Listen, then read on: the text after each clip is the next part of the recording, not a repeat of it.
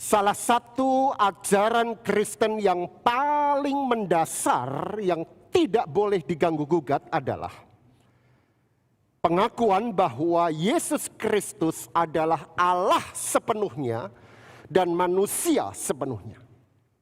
Allah sejati dan manusia sejati. Banyak orang secara populer memakai istilah yang sebenarnya tidak terlalu tepat. Allah 100%, manusia 100%. Saya usulkan Anda tidak lagi memakai persentase.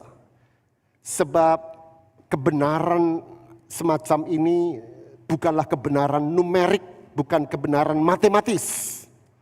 Ya. Tetapi maksudnya saya paham. Yaitu bahwa di dalam Yesus Kristus satu pribadi itu kita menemukan Allah yang sepenuh-penuhnya dan manusia sepenuh-penuhnya.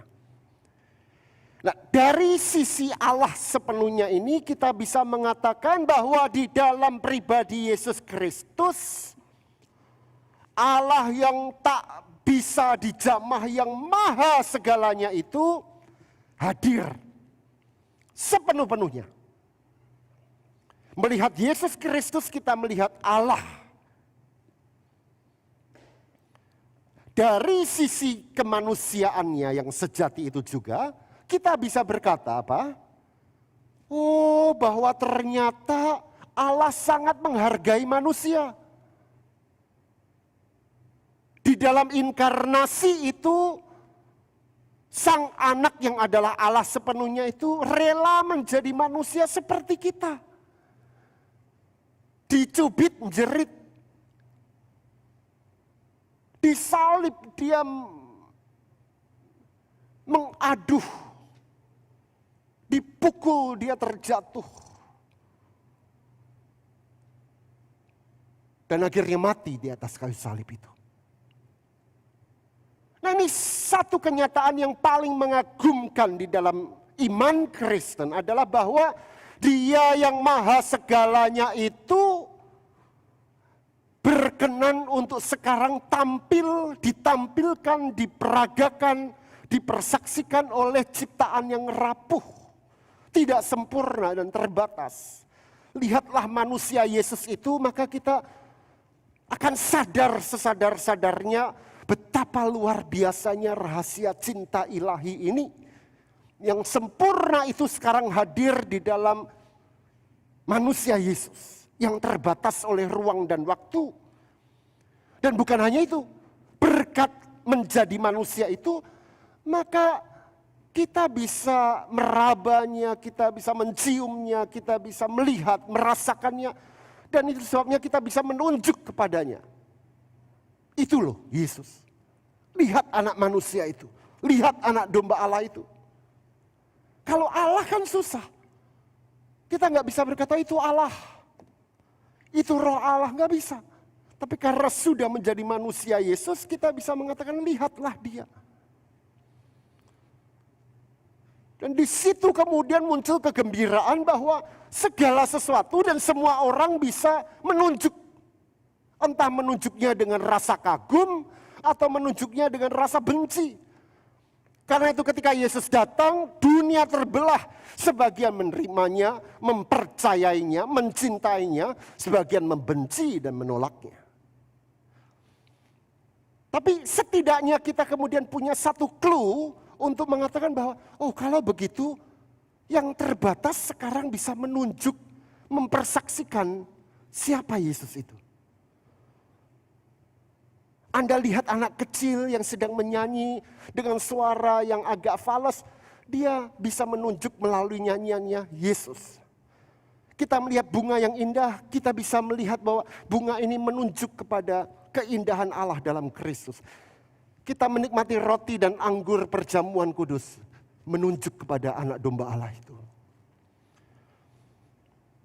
Nah, kalau presiden ingin menyampaikan sesuatu melalui juru bicaranya, maka pasti beliau akan memilih orang terbaik dengan kualitas yang tinggi, yang prima, yang unggul. Tetapi Alkitab mencatat sesuatu yang sama sekali berbeda, yaitu bahwa Allah justru memakai orang-orang yang tidak kapabel, penuh keterbatasan, untuk mempersaksikan siapa Yesus Kristus yang sempurna itu. Ada satu poster yang menarik yang judulnya cukup panjang. God does not call the qualified. God qualifies the called. Allah tidak memanggil mereka yang berkualitas. Allah membuat orang-orang yang terpanggil itu berkualitas. Ya. Kemudian di bawahnya ada daftar nama orang-orang yang tercatat dalam Alkitab. Yakub si penipu, Petrus seorang yang pemarah, Daud yang berselingkuh, Nuh pemabuk, Yunus yang lari dari Tuhan, Paulus seorang pembunuh, Gideon seorang yang insecure, Miriam seorang penggosip, Marta seorang pencemas, Thomas seorang peragu, Sarah seorang yang tidak sabar, Elia nabi yang suka depresi, Musa orang yang gagap, Sakeus seorang yang pendek, Abraham sudah tua, dan Lazarus bahkan sudah mati. Semua dipakai Allah. Orang-orang yang tidak qualified. Tapi Allah kemudian mengkualifikasikan mereka. Tujuannya satu, mempersaksikan Allah. Nah, Anda bisa tambahkan daftar itu dengan mencantumkan nama Anda sendiri.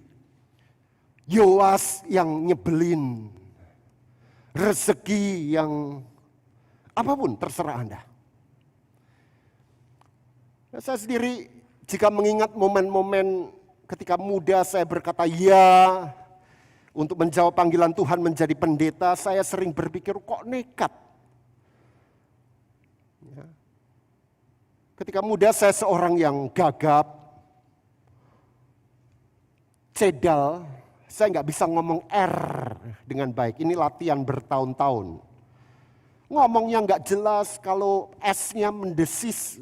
Ini khotbah kelak bagaimana? Dan banyak kelemahan yang lain, belum lagi kelemahan karakter yang sampai detik ini masih saya gumuli untuk saya perbaiki. Saya bukan orang yang qualified. Tetapi hari ini kita belajar satu hal, yaitu bahwa dari semua daftar nama yang saya sebutkan tadi, ada satu nama yang tidak tercantum, yaitu Yohanes Pembaptis. Dan saya percaya bahwa Yohanes Pembaptis tidak lebih baik dari semua nama yang saya cantumkan tadi. Tetapi setidaknya ada satu keistimewaan yang dimiliki oleh Yohanes Pembaptis. Sampai dari mulut Yesus sendiri muncul sebuah pujian yang luar biasa terhadap orang ini. Kalau Anda melihat dalam Injil Matius, Yesus berkata dengan terus terang, Aku berkata kepadamu sesungguhnya di antara mereka yang dilahirkan oleh perempuan, artinya apa? Semua manusia, tidak pernah tampil seorang yang lebih besar daripada Yohanes Pembaptis. Jadi Yesus sangat mengagungkan Yohanes Pembaptis. Yang pertanyaannya, kualitas apa yang dimiliki oleh Yohanes sampai Yesus memujinya begitu tinggi? Dan ternyata bukan kualitas atau kemampuan unggul yang dia miliki, tetapi kuncinya satu. Dan hari ini saya ingin katakan pada Anda, apa yang dimiliki oleh Yohanes Pembaptis sampai Yesus memujinya adalah kerendah hatiannya. Humility. Yesus meninggikan karena dia merendahkan dirinya di hadapan Allah. Catat baik-baik itu. Anda meninggikan diri, I am qualified, Allah akan rendahkan Anda. Anda rendahkan diri Anda, saya tidak layak Tuhan, Allah akan meninggikan Anda. Itu rumus Kristen. Bacaan Injil mencatat sebagian dari kerendah hatian Yohanes itu. Kalau Anda melihat Yohanes 1 yang saya sudah baca tadi, ayat 35 sampai dengan 37, mencatat dengan sangat indah bahwa pada satu kali Yohanes dengan dua orang muridnya ya, sedang berada di satu tempat lalu Yesus lewat. Dan apa yang dikatakan oleh Yohanes Pembaptis? Kepada Yesus itu, Yohanes berkata apa? Lihatlah anak domba Allah. Jadi Yohanes menunjuk kepada Yesus di depan dua muridnya. Seandainya Yohanes menganggap Yesus sebagai pesaingnya, dia pasti akan mengalihkan perhatian kedua muridnya. Itu lihat, supaya tidak melihat ke Yesus. Atau malah menjelek-jelekan Yesus. Tujuannya supaya para muridnya tidak mengikut Yesus, tapi tetap menjadi murid dan pengikut dia. Tapi apa yang dilakukan oleh Yohanes Pembaptis? Dia justru menuntun murid-muridnya kepada Yesus. Alhasil ayat 37 mencatat, kedua murid itu pergi mengikut Yesus. Pergi meninggalkan Yohanes dan pergi mengikut Yesus. Saudara, bandingkan dengan praktek banyak gereja sampai saat ini. Betul bukan? Banyak gereja yang saling menjelek-jelekan gereja lain. Satu hamba Tuhan menjelekkan hamba Tuhan yang lain. Semua gereja berusaha memberikan servis yang terbaik, fasilitas paling mutakhir. Supaya apa? Supaya domba-domba milik Allah ini enggak pergi ke tempat yang lain. Artis-artis digelar dalam KKR supaya menarik minat umat. Dan tanpa sadar kemudian kenyamanan menjadi mutu utama sebuah ibadah. Dan ini hukum yang sama berlaku di dunia politik. Kalau Anda melihat medsos kita sudah semakin menyebalkan dan akan terus menyebalkan sampai tahun 2024. Satu partai mengunggulkan ketuanya dan menjelekkan partai yang lain. Tokoh yang satu mengkritik dengan kasar tokoh yang lain. Dan bukan hanya itu, mengagungkan dirinya sendiri. Aku ini pintar, karismatik. Tidak seperti itu, dan seterusnya dan sebagainya. Karena itu jangan terlalu mudah kagum berlebihan pada orang lain. Pada pendeta, pada hamba Tuhan, siapapun mereka. Karena bukan hanya itu bisa menjatuhkan orang yang Anda kagumi berlebihan itu, tapi juga bisa menjatuhkan kita. Karena kemudian kita keliru menaruh fokus hidup kita. Yohanes Pembaptis mengajarkan satu hal dan itu adalah fokuskan semuanya pada Kristus. Hidup kita hanyalah menunjuk pada Kristus.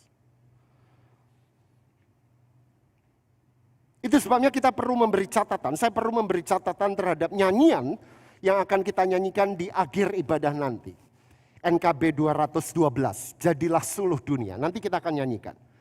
Yang agak mengganggu saya adalah bagian refrennya. Dikatakan, jadilah suluh dunia. Anda tahu ya lagu itu? Jadilah suluh dunia.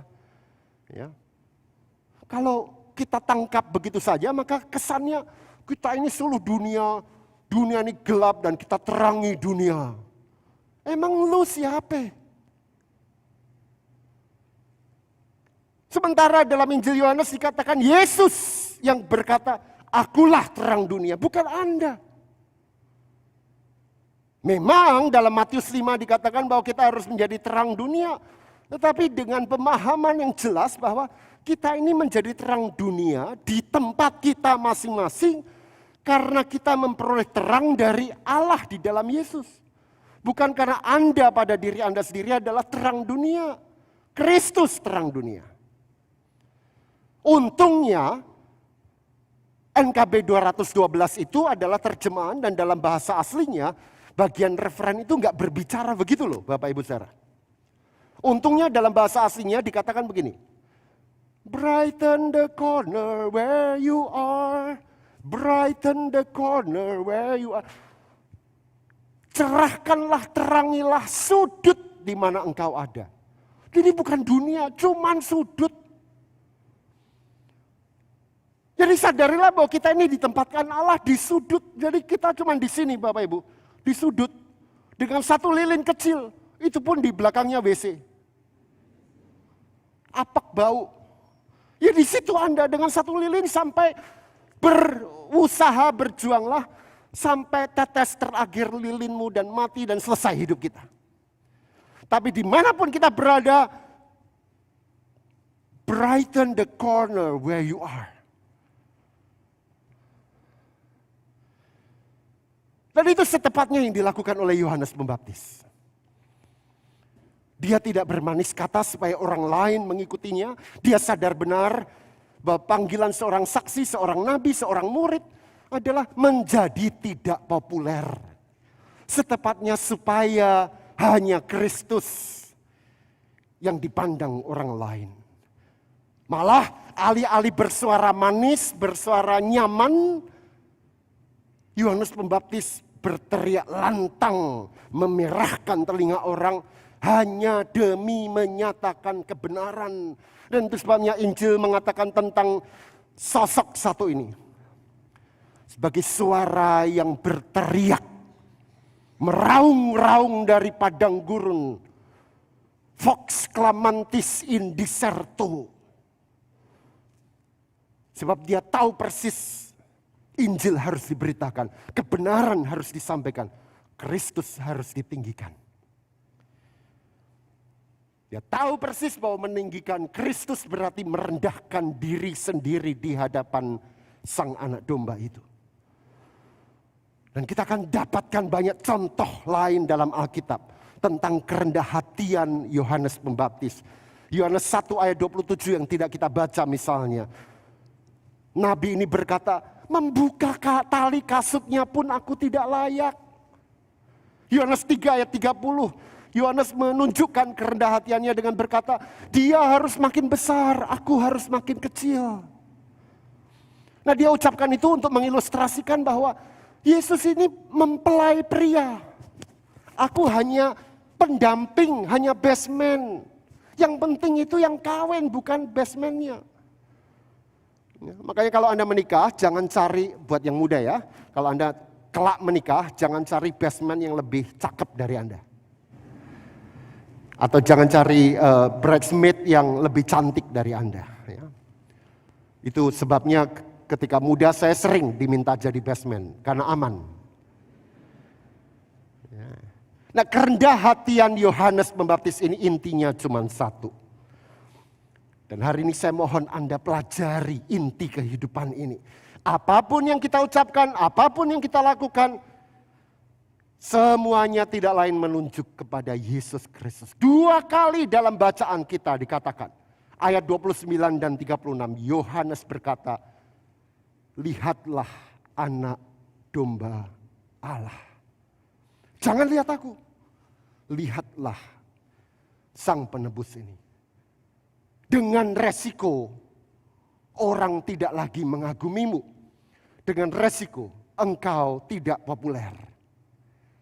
Nah, kerendahan hati semacam inilah yang menjadi modal pertama dan utama dari setiap orang Kristen yang sadar bahwa hidupnya hanyalah penanda, penunjuk, menunjuk pada Tuhan. Kalau saya berhasil, ini karena Allah. Dan dia tidak akan mengizinkan orang lain untuk memuji dia berlebihan, apalagi memuja dia. Namun mempermuliakan Allah. Kalau dia gagal, orang ini juga tidak akan mengizinkan orang lain menyalahkan Allah.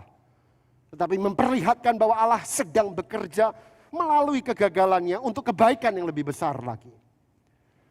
Semangat semacam ini yang juga ditunjukkan oleh Bunda Teresa dari Kolkata. Dalam liturgi awal tadi dikatakan, dan saya ingin kutipkan apa yang dia ucapkan dalam bukunya. Saya hanyalah pensil kecil di tangan Allah. Allah lah yang berpikir, Allah lah yang menulis, Dia yang melakukan semuanya. Dan kadangkala ini sangat sulit karena pensil kecil itu adalah pensil yang patah.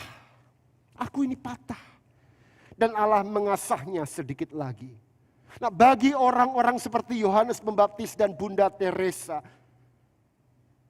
mereka sadar, saya ini nobody di hadapan Kristus. Tetapi di mata Allah, mereka adalah somebody. Allah sangat menghargai, mencintai, mengasihi mereka. Setepatnya karena mereka mampu menempatkan diri dengan persis di hadapan Kristus, pusat segala alam semesta ini.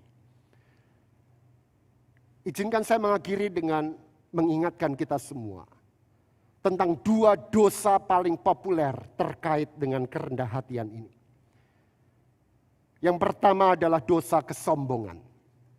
Dan yang kedua adiknya, dosa iri hati. Keduanya kakak beradik, intinya cuma satu, komparasi. Perbandingan Bapak Ibu Saudara. Namun dengan titik acuan yang keliru. Kesombongan muncul karena saya membandingkan diri saya dengan orang lain. Dengan acuan apa? Kelebihan saya. Bisa nggak orang miskin itu sombong? Udah miskin sombong lagi. Bisa nggak? Bisa. Kalau acuannya adalah ketampanannya. Miskin-miskin tapi ganteng gitu.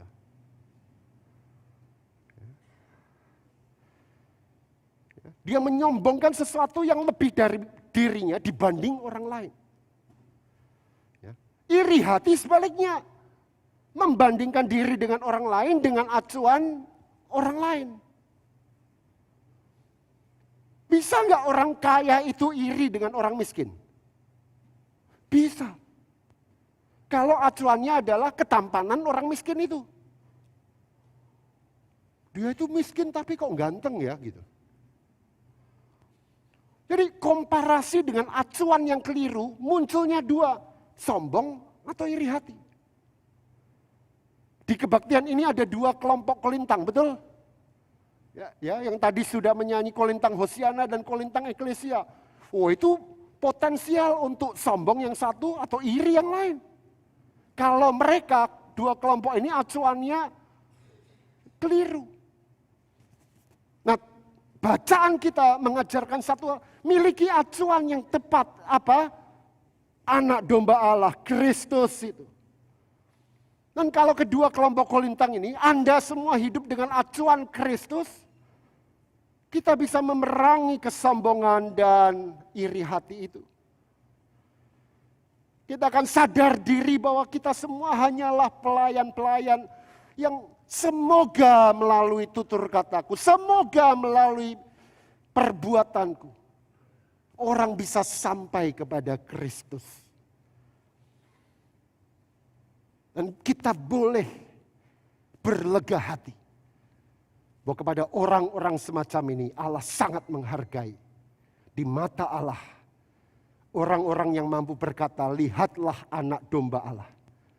Mereka bukan nobody, mereka somebody. Doa saya inilah yang terus menjadi semangat hidup Anda. Amin.